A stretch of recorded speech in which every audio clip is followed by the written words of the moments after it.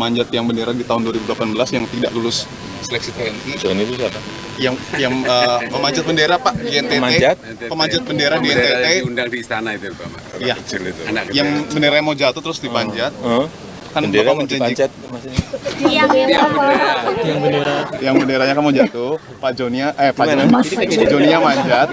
NTT, Pak. Bapak mengundang ke istana dan menjanjikan Joni ini untuk masuk TNI, Pak. Tapi dia seleksi nggak lolos. Karena kurang tinggi. Ya, semua ada aturannya lah. Serahkan ke Panglima. Terima kasih, Pak.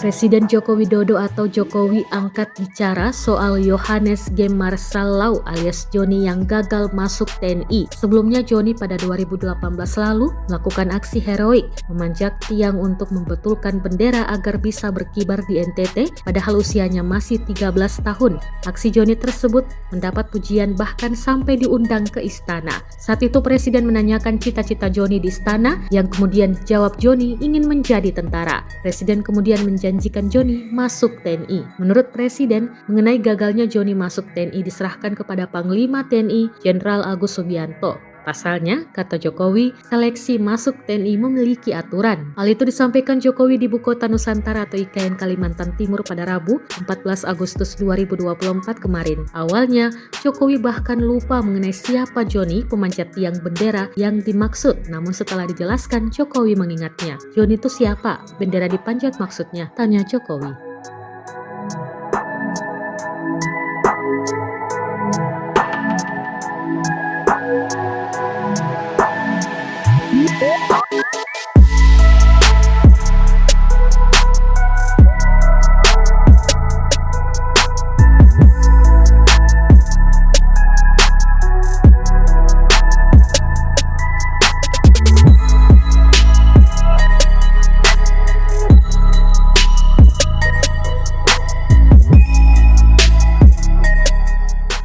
Download Tribun X sekarang, menghadirkan lokal menjadi Indonesia.